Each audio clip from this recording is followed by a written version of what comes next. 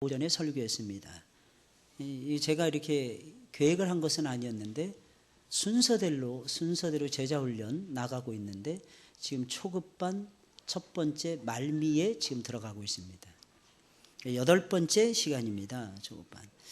근데 여기에 딱 맞춰 하나님은 정말 기가 막히신 것 같아요. 제가 계획을 하는 것이 아니라 하나님이 계획하신다 하는 것을 느낄 때가 정말 많습니다. 십자가의 고난을 좀 더 자세하게 오늘 오후 시간을 통해서 공부하려고 합니다. 그 이유는 우리가 주님의 십자가를 바로 알 때에 첫째 구원의 확신이 생겨요. 구원의 확신. 이 십자가의 은총을 맛보지 않은 사람은 구원의 확신 속에 들어갈 수 없습니다. 감격하는 인생이 됩니다. 감격적인 인생. 항상 우리 감동을 받아야 되거든요. 아까도 우리 언니들이 특성을 하니까 감동이 있죠. 그죠? 이 진한 감동이 있어야 돼요. 이 감동이 우리를 끌고 가는 힘이 되고 기폭제가 되는 것입니다. 내 자신의 변화를 도모하게 됩니다. 나도 모르는 사이에 바뀌어져 있는 거예요. 안 바뀌어질 것 같은데 내가 내 자신을 너무너무 잘 알고 있잖아요. 그런데 내 자신이 바뀌어져 있는 거예요. 또한 고난 속에서도 승리할 수 있는 지혜와 능력을 얻게 되기 때문입니다. 그래서 바울 사도는 항상 예수님의 십자가를 자랑했어요. 그 선포하는 것을 큰 즐거움으로 알았어요. 나는 오직 그리스도 예수의 십자가만을 자랑하겠노라. 이 정도로 선포했다라는 것입니다. 예수님의 십자가의 고난은 마태복음 26장과 27장, 마가복음 14장, 15장, 누가복음 22장, 23장 여기까지 딱 봐서 여러분 느껴지는 것이 있지 않습니까? 마태복음 28장까지 있어요. 바로 28장 앞부분 두 장이 예수님의 십자가의 죽으심이에요. 마가복음 16장까지 있어요. 바로 앞부분이 14장, 15장이 예수님의 십자가예요. 그러니까 예수님의 십자가가 하이라이트예요. 클라이막스예요. 누가복음 24장까지 있습니다. 22장과 23장이 예수님의 십자가의 순환을 다루고 있어요. 요한복음은 조금 다릅니다. 요한복음 21장까지 있는데 요한복음은 예수님의 부활에 초점을 훨씬 더 많이 맞추고 있어요. 그래서 20장, 21장까지 있는데 두 장을 빼고 18장, 19장에서 자세하게 다뤄주고 있습니다. 왜냐하면 사도 요한은 생명에 초점을 맞췄어요. 그 생명은 부활과 함께하는 거예요. 그래서 부활을 설명하는 거예요. 부활의 예수를 증거하는 것입니다. 그게 20장, 21장의 내용인 것입니다. 아무쪼록 이렇게 이해하시면 여러분들의 머릿속에 어느 정도 정리는 잘 될 수 있을 것입니다. 여기서는 주님의 고난의 전 과정 속에서 특별히 겟세마네 동산에서 예수 그리스도께서 붙잡히시는 그 장면부터 살펴보도록 하겠습니다. 먼저 예수님이 붙잡히셨어요. 예수님은 마가의 다락방에서 마지막 유월절 만찬을 제자들과 함께 나눕니다. 이 다락방이 굉장히 컸던 모양이에요. 한 13명이 들어가는데 지장이 전혀 없을 정도였어요. 그리고 나서 겟세마네 동산에 올라가서 예수님이 기도하시다가 로마의 군병들과 유대의 군병들에게 붙들리게 됩니다. 예수님이 그때 잡히셨던 바로 그 시간이 많은 학자들은 이야기를 하는데 새벽 2시경이었다고 이야기를 합니다. 새벽 2시경. 그러니까 마지막 만찬을 저녁에 가지시는 거예요. 그리고 예수님께서 요한복음 14장부터 시작해가지고 16장까지 긴 설교를 하십니다. 요한복음 14장부터 16장까지 예수님의 설교의 마지막 강화이거든요. 그리고 요한복음 17장에서 예수님이 기도하시는 거예요. 대제사장적 기도입니다. 이것은 겟세마네 동산에서의 기도하고는 또 달라요. 제자들에게 일깨워주면서 제자들에게 알려주면서 두 가지입니다. 하나님 나라와 예수 그리스도 자신에 대한 이야기를 기도로 승화시킵니다. 그러면서 너희는 앞으로 이런 하나님의 나라를 이루어가고 이런 교회를 만들어가라. 그러면서 순환을 받으시게 되는 것입니다. 예수님은 기도하시다가 잡히셨어요. 사랑하는 여러분들, 우리 고난받아도 기도하다가 고난받으셔야 돼요. 그러면 이길 힘이 생깁니다. 많은 사람들이 고난 앞에서 주저앉고 쓰러지는 이유가 무엇입니까? 기도 안 해서 그래요. 예수님 분명히 말씀해 깨어라 근신하여 기도하라. 누구에게 그랬어요? 베드로에게. 베드로가 그것을 망각했어요. 어떻게 됐습니까? 베드로가 예수님 3번씩이나 모른다고 주저앉아 버렸습니다. 환난의 모진 비바람을 미리미리 감당해내는 힘 어디에서 오는? 기도입니다. 예수님은 미리미리 기도하셨어요. 여러분 생각나게 하나님이 해주시잖아요. 그때 그 자리에서 무릎을 꿇으시면 됩니다. 그 자리가 길거리에도 상관이 없어요. 여러분 집이라도 상관이 없어요. 소파 위에도 상관이 없습니다. 하나님이 여러분들에게 기도할 마음을 주시면 그 자리가 기도하는 자리가 되는 거예요. 그 직장이면 더더욱 좋습니다. 아무도 없는 내 사무실만 있다. 더더욱이나 좋습니다. 그 자리가 하나님과 교통하는 기도의 자리예요. 근데 그 다음에 안 좋은 일이 벌어질 수는 있습니다. 그러나 기억하셔야 돼요. 그 고난의 시간이 축복으로 바뀌어주는 전초전이라는, 축복의 예비적인 사건이 고난이라고 하는 사건이에요. 근데 기도하고도 이 고난이 이루어진다는 것입니다. 유월절 만찬 때에 예수님은 떡과 포도주를 제자들에게 나누어 주십니다. 주님은 이것이 무엇이라고 말씀하셨습니까? 이것이 무엇을 의미한다고? 떡은 예수님의 몸을 상징한다고 했고, 포도주는 예수님의 언약의 피를 말한다고 예수님이 가르쳐 주십니다. 마태복음 26장입니다. 26절 28절 다 같이 읽어보겠어요. 시작. 저희가 먹을 때에 예수께서 떡을 가지사 축복하시고 떼어 제자들을 주시며 가라사대 받아 먹으라, 이것이 내 몸이라 하시고, 또 잔을 가지사 살해하시고 저희에게 주시며 가라사대 너희가 다 이것을 마시라, 이것은 죄사함을 얻게 하려고 많은 사람을 위하여 흘리는 바 나의 피 곧 언약의 피니라. 여러분 아멘. 사랑하는 여러분들, 예수님의 언약의 피라는 거예요. 나의 피 곧 언약의 피라는 거예요. 근데 많은 사람을 위하여 흘리는 피였어요. 근데 많은 사람이 무엇을 위해서 흘리는 피라 그랬어요? 죄사함을 얻게 하려고 흘리는 피였더라는 것입니다. 주님은 겟세마네 동산에 올라가시면서 십자가의 고난을 짊어져야만 하는 자신의 처절한 고통스러운 심정을 제자들에게 말씀을 하셨습니다. 예수님 뭐라고 말씀하셨습니까? 예수님은 이렇게 말씀하셨어요. 내 마음이 심히 고민하여 죽게 되었으니 너희는 여기 머물러 나와 함께 깨어 있으라. 예수님께서 깨어 있으라. 사랑하는 여러분들, 지금이 마지막 때예요. 여러분, the last day를 여러분들이 살아가고 있는 것입니다. 이미 왔어요. The last day have come to me, come to us. 우리에게 왔다는 것입니다. 마지막 날이 이미 왔다는 거예요. 지금 계속되고 있다는 것입니다. 현재 분사형으로 사용할 수가 있는 것입니다. 이미 오래전에 왔어요. 그리고 지금까지 2000년 동안 계속되고 있는 것입니다.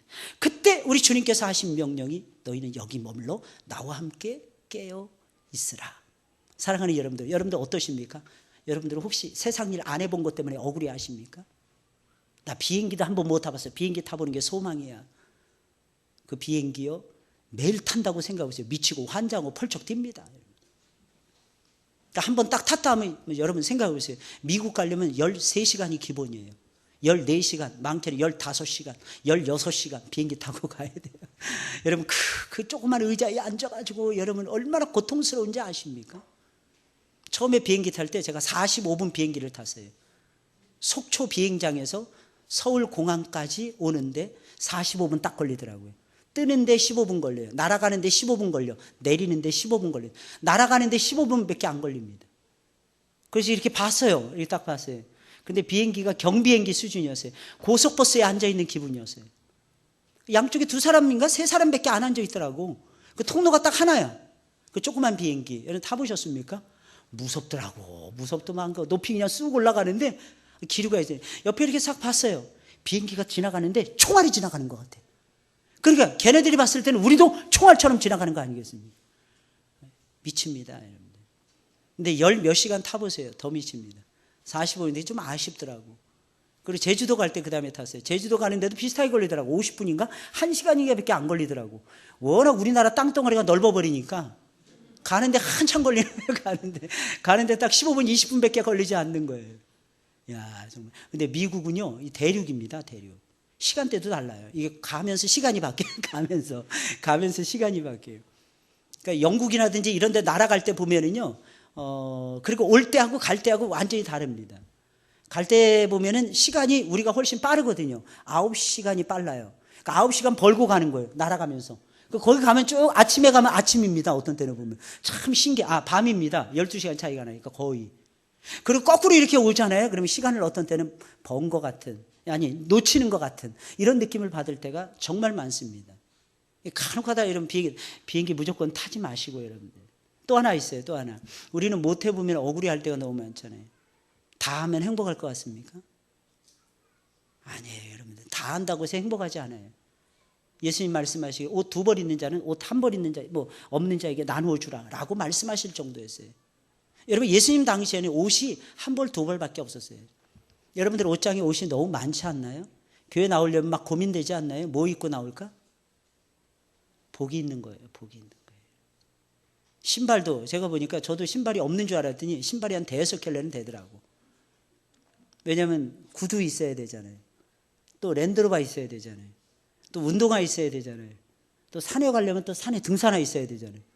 그 여름에 또 이제 좀 시원하게 다니는 샌들이 있어야 되죠. 정확히 하면 영어로 하면 젠들이라는데 젠들이 있어야 돼요. 이거 없으면 안 되거든요. 그 고무신은 없으니까 다행인데 고무신 신고 고무신 하나 가지고 막 그냥 그거 별걸 다 했어요. 군함도 만들고 막 해가지고 물속에서 뛰었어요. 그 고무신이 좋은 거는요 전천후라는 거예요.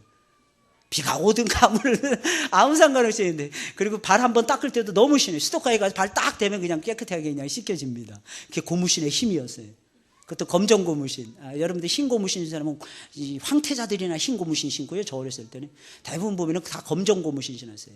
근데 초등학교 4학년인가 이때부터 운동화 신기 시작했는데 스파이크라는 이상한 운동화였어요. 시커먼 거. 기억나실 거예요 아마. 근데 사랑하는 여러분들, 늘 살다 보니까 우리가 많은 것을 누리는 것이 행복이 아니라 없어도 예수님 안에서 행복이 있더라고요. 예수님 안에서. 진짜 행복은 예수님이 주시는 거예요. 사랑하는 여러분들, 믿으시길 주의 이름으로 축원을 드립니다. 어떤 때는 할 수 있는데 안 하는 것이 행복일 때가 많아요. 못하는 게 아닙니다. 안 하는 거예요. 내가 선택해서. 특별히 여러분들 생각해보세요. 예수님 때문에 안 한다고 생각을 해보세요. 그 돈을 모아서 선교비로 쓰는 거예요. 그 돈을 모아서 작은 개척교회 돕는 일에 쓰는 겁니다. 하나님 기뻐하실까요? 안 기뻐하실까요? 하나님 기뻐하십니다. 그럼 하나님 기뻐하시면 우리가 기쁠까요? 안 기쁠까요? 우리가 엄청 기뻐지는 거예요. 왜냐하면 하나님은 우리 안에 당신의 기쁨을 우리에게 넣어주시거든요. 당신의 기쁨을 넣어주세요. 할렐루야. 믿으시길 주의 이름으로 축원을 드립니다. 하나님의 기쁨, 이 기쁨을 여러분들이 누리셨으면 좋겠습니다. 예수님께서는 이렇게 하신 거예요. 뭐라고 말씀하셨습니까? 깨어있으라. 여러분, 깨어있는 게 기쁨이라는 뜻이에요. 이 말씀을 드리고 싶었던 거예요. 그래서 여기저기 막 비행기 얘기도 하고 여러 가지 얘기, 또 비행기 얘기만 기억하시면 큰일 나요. 중요한 건 깨어있으라는 거예요. 깨어있는 게 행복인 거예요. 저는 기도하는 게 그렇게 좋습니다. 오늘도 여러분 제가 기도를 몇 번이나 했는지 셀 수도 없어요. 여러분들 애기들 보잖아요. 그럼 안고 그냥 기도 들어갑니다. 애기들 안고 그냥 기도 들어가요. 여러분들 아픈 환자 보면 안고 그냥 기도 들어갑니다. 여러분들 그러니까 일부 예배 때 기도를 한 3번인가 했죠. 여러분들 기본적으로 한 번 예배 드렸다 하면 제가 2번 내지 3번은 합니다. 벌써 지금 오늘 4번째 예배를 인도하고 있어요. 그럼 벌써 10번은 넘어가는 거 아니겠습니까? 여러분들 만나면 좋은 친구 되는 거예요. 만나면 좋은 친구. MBC 문화방송이 아니라 만나면 좋은 친구 예수쟁이들이에요. 할렐루야. 여러분 예수 믿는 사람들이 만나면 좋은 친구죠. 왜? 서로서로 축복해주고 사랑해주고. 얼굴 보니까 행복해요? 행복하지 않아요? 행복합니다. 이유가 무엇입니까? 부족해요. 다 부족해요. 다 연약해요. 그럼에도 불구하고 그 얼굴에 예수님의 빛이 드러져 있는 거예요. 예수님의 빛이. 그 예수님의 빛은 어디에서 나타나는 거예요? 깨어서 기도하실 때 나타나게 되는 것입니다. 그래서 마태복음 26장 37절 38절에 말하라고 있는 거예요. 3번째로 넘어가겠어요. 십자가를 앞에 두고 그럼 주님은 심히 고민하셨는데 결국엔 누구의 뜻대로 되기를 기도하셨습니까? 이 기도의 하이라이트예요. 아버지의 뜻대로 되기를 기도하십니다. 이 기도야말로 명실상부한 최고의 기도예요. 사명자의 아름다운 기도라고 할 수 있는 것입니다. 여러분 이 세상에서 우리가 여러분 잘 들으셔야 돼요. 하나님은 우리를 동역자로 삼아주셨어요.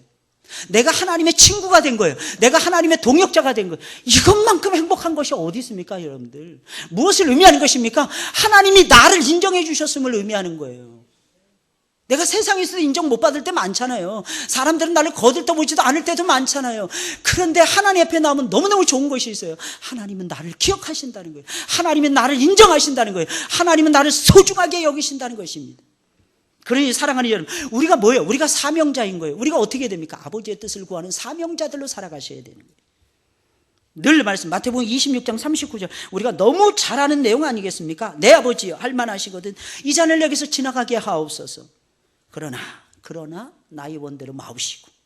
굉장히 중요한 내용을 예수님 말씀하시는 거예요. 여러분들 꿈 여러 가지 꿀 수 있습니다. 근데 꿈인지 욕심인지 분별할 수 있는 지혜가 있어야 돼요. 욕심은 무엇인 줄 아십니까? 사랑하는 여러분들 아버지를 영화롭게 못하는 것은 욕심인 것입니다. 아버지를 기쁘시게 해드리고 아버지의 뜻을 이루는 것은 비전이라고 얘기하는 것입니다. 사랑하는 여러분들 제발 비전 가지고 살아가셨으면 좋겠어요.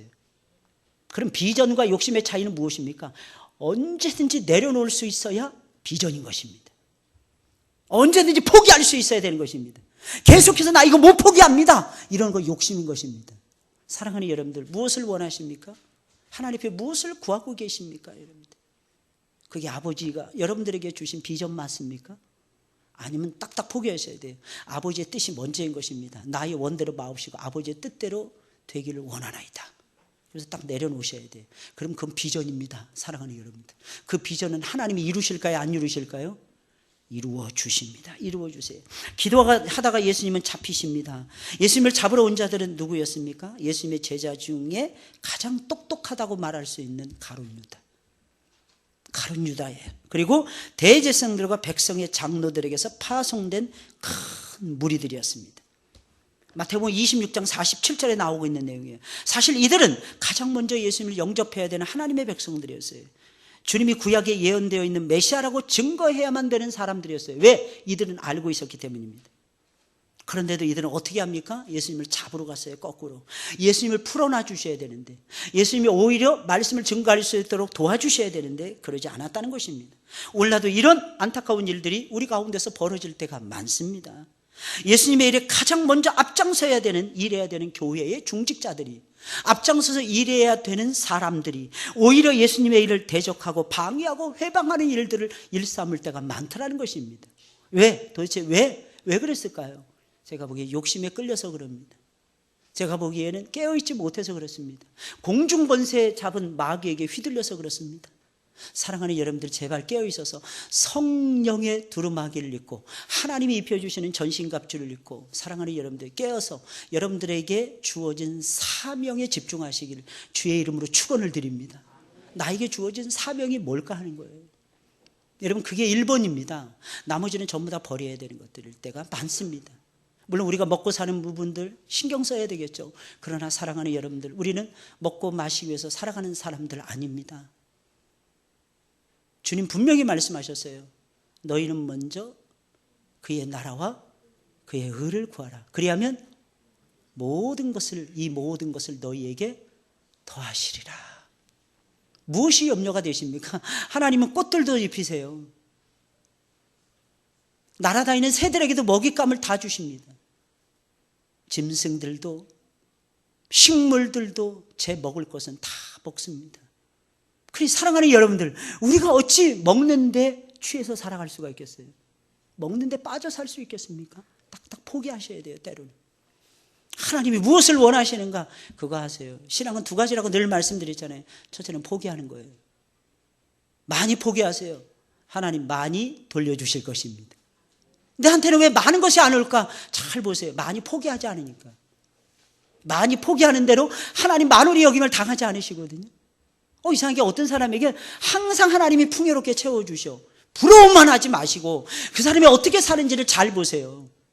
예수 믿는 사람 중에 안 믿는 사람은 거들떠보지도 마시고, 여러분들 안 믿는 사람들의 삶을 연구할 필요가 무엇이 있겠습니까? 믿는 사람들의 잘 되는 삶을 연구하셔야죠. 여러분들 과연 그들은 무엇 때문에 살아가는가 살펴보셔야죠. 여러분들. 그래서 우리가 해야만 되는 일이 무엇이냐는 거예요. 많이 얻는 사람들은 특징이 있습니다. 많이 포기합니다. 여러분들. 그러니까 하나님이 많이 주시는 거예요. 할렐루야. 그래서 많이 포기하시는 여러분들이 되시길 예수님의 이름으로 축원을 드립니다. 사람들이 예수님을 붙잡으려 갈 때 베드로는 칼을 휘두릅니다. 그 잡으러 온 사람들에게 한 사람의 귀를 내리쳤습니다. 그 사람이 말고라는 사람이었는데, 그러자 주님은 뭐라고 말씀하셨습니까? 예수님께서는 이렇게 말씀하셨어요. 내 검을 도로 집에 꽂으라. 검을 가지는 자는 다 검으로 망하느니라. 너는 내가 내 아버지께 구하여 지금 12영 더 되는 천사를 보내시게 할 수 없는 줄로 아느냐. 내가 만일 그렇게 하면 이런 일이 있으리라는 성경이 어떻게 이루어지리요. 야, 하나님, 예수님은 지금도 뭐라고 얘기해요? 성경을 이루기 위해서 지금 붙잡혀 주시는 거예요. 어떤 때는 사랑하는 여러분들 힘들 때 있죠. 어떤 때는 억울할 때 있죠. 왜 내가 저 사람한테 싫은 소리 들어야 될까? 싫은 소리 들으세요. 들으실 줄 알아야 됩니다. 사람의 이 귀가 책망을 듣지 않으면요, 절대로 사람은 온전해질 수 없어요. 여러분 아시죠? 고난 없는 영광 없습니다. 저는 지금도 생각나요. 어느 교회에서 노예를 할 때였는데, 그때 당시 저희 담임 목사님이 노예장님이셨는데 앞에 딱 가셨는데 아파트 주민들이 몰려와가지고 교회를 막 흔들어 놓는 거예요. 돈 달라는 거였어요. 교회 들어올 자리가 아닌 곳에 교회가 들어왔다 그러면서 데모하면서 결국은 돈으로 다 채워졌어요. 아파트 주민들에게 그걸 원하는 거예요. 교회를 막 흔들어 놓는 거예요.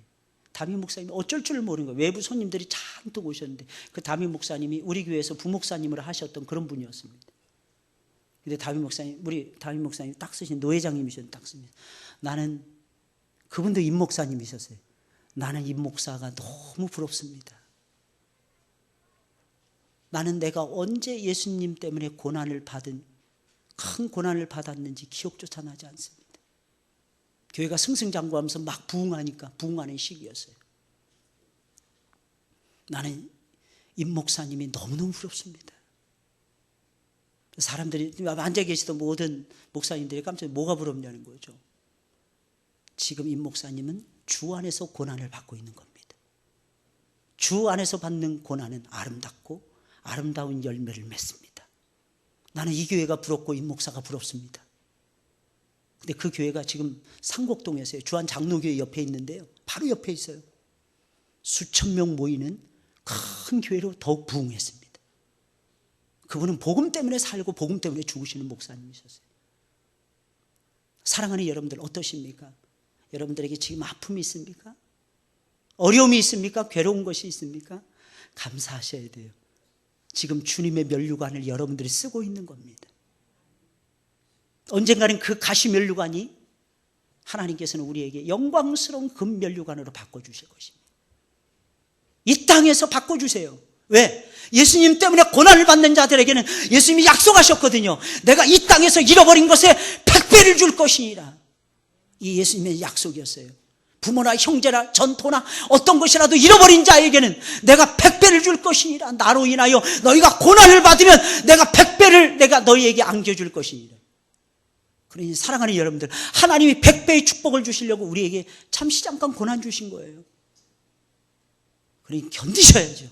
그러니 참아내셔야죠. 앞에 있는 즐거움을 바라보시면서 참아내시기를 주의 이름으로 축원을 드립니다. 복이 있을 것입니다. 복이 있을 거예요. 특히 젊어서는요, 여러분들 고난 많이 받으셔야 돼요. 특히 쓸데없는 고난 많이 받으셔야 돼요. 애매히 고난 많이 받으셔야 돼요. 내가 잘못하지도 않았는데 왜 사람들이 나를 욕할까? 그 욕 먹으셔야 됩니다. 지나가다 보면은 하나님께서 복을 주세요. 놀랍습니다. 하나님 복을 줄 수 있는 근거를 만들기 위해서. 저는 다윗이 위대한 성군이었다고 두말할 주저함 없이 이야기를 합니다. 구약에서 누구를 가장 존경합니까? 두말할 필요 없이 다윗, 킹 데이빗이라고 이야기를 합니다. 이유가 무엇인지 아십니까? 다윗이 쫓겨갈 때 모습 보세요. 베냐민 지파에 시므이가 나타나 돌을 막 집어던지고 재를 집어던집니다. 그때 옆에 다윗을 보좌했던 아비새가, 그때 다윗이 맨발로 지나갔어요. 머리를 풀어제끼고 삼배 옷을 입고 회개하면서 감람산 자락을 넘어가고 있었어요. 그때 시므이가 자기의 휘하 사람들을 데리고 와서 돌 집어던지면서 다윗이여, 저주받을 다윗이여, 물러가라 물러가라 외쳤습니다. 내가 베냐민 지파의 가문을 멸절시키더니 사울의 가문을 물리쳤다는 겁니다. 그리고 내가 그 자리를 차지하더니 꼴 좋다, 아들에 의해서 내가 쫓겨가는 모습이 네가 참담하도다 참담하도다 이렇게 얘기했어요. 그때 아비새가 딱 등장하면서 칼을 뽑습니다. 왕이시여, 말씀만 하옵소서. 내가 저를 죽이겠나이다. 저 비루한 자가 감히 어찌 왕을 모독하신단 말입니까? 명령만 내리소서. 그때 다윗이 이야기를 합니다. 그냥 내버려 두어라. 저가 나를 위하여 지금 저렇게 하고 있는 일은, 저가 나를 욕하고 저가 나를 저주하고 나에게 돌을 던져야 하나님이 조금이라도 나를 더 불쌍히 여겨주실 것이 아니겠느냐. 이게 다윗의 생각이었어요. 주님 생각하면서 고난을 받고 있었다는 거예요. 다윗은 예수님의 그림자였어요. 사랑하는 여러분들, 언젠가는 이루어진다는 것을 기억하셔야 됩니다. 잘못된 인간적인 열심이 오히려 하나님의 일을 망칠 때가 많아요. 다른 사람들에게 상처를 주게 된다는 것을 기억해야 됩니다. 고난이 왔을 때 인간적인 방법, 인간적인 술수, 이거 가지고 극복하려고 하지 마시고 하나님 앞에 정면 돌파하셔야 돼요. 무릎 딱 꿇고 하나님, 나를 불쌍히 여기소서, 내가 죄인입니다, 고백하셔야 됩니다. 어려움이 왔을 때는. 아직도 깨닫지 못하십니까? 하나님은 여러분들에게 승승장구할 수 있는 은혜를 주시거든요. 근데 하나님이 고난을 주시는 건 두 가지 목적입니다. 첫째는 나를 연단시키는 거예요. 둘째는 나에게 복을 줄 수 있는 근거를 주시기 위함입니다. 그러니 무조건 엎드리셔야 됩니다. 하나님이 여러분들의 삶을 새롭게 해주실 것입니다. 주님은 자신이 힘이 없어서가 아니라 하나님 말씀을 이루기 위해서 잡혀가는 것이라는 거예요. 아버지의 뜻을 이루기 위해서. 이것이 우리가 배우고 따라가야 되는 진정한 삶의 아름다운 모습이고 진정한 능력인 것입니다. 주님이 붙잡혀 가실 때 제자들은 어떻게 했습니까? 예수님을 다 버리고 도망을 칩니다. 마태복음 26장 56절에 있는 말씀이에요. 제자들은 안타깝게도 십자가를 져야 할 때 오히려 예수님의 곁을 떠나고야 말았어요. 여러분, 십자가는 영광입니다. 이 사실을 놓치면 안 돼요. 십자가는 수치가 아닙니다. 영광입니다. 실패가 아닙니다. 십자가는요, 승리인 것입니다. 자꾸 놓쳐요. 참된 신앙은 자신의 유익만을 추구하는 것이 아닙니다. 십자가를 짊어져야 될 때 짊어지는 것입니다. 피하지 않는 것입니다. 묵묵히 짊어지고 가는 것입니다. 드디어 예수님이 재판정에 서십니다. 붙잡히신 주님은 하룻밤 사이에 무려 5번의 재판을 받으십니다. 이때가 하룻밤이라고 말을 하지만 새벽 2시부터 시작해서 6시까지의 재판이었어요. 첫 번째는 안나스 대성, 두 번째는 가야바 집에서. 이때 사내들인 공회에서 예수님 참남하다 해서 사형 선고를 내리게 됩니다. 세 번째는 로마 총독 빌라도에게 보내집니다. 그때 로마 총독이 계속해서 신랑 실갱이를 해요. 네 번째는 헤롯 대왕에게 보냅니다. 헤롯 대왕이 나는 능력이 없다. 그래서 다시 빌라도에게 보내줍니다. 판결을 받았을 때가 오전 6시였습니다. 가야바의 재판정에서 당하신 주님의 고난을 여러분들이 생각해 보셔야 됩니다. 마태복음 26장 57절 68절에 있는 말씀입니다. 주님의 고난을 요약 정리하면 예수님의 사람들에게 붙잡혀서 개처럼 질질 끌려다니셨어요. 사랑하는 여러분들, 이렇게 모욕을 당할 수는 없는 것입니다. 거짓 증인들의 모함을 받으셨어요. 대제사장으로부터 말도 안 되는 신문을 당하셨어요.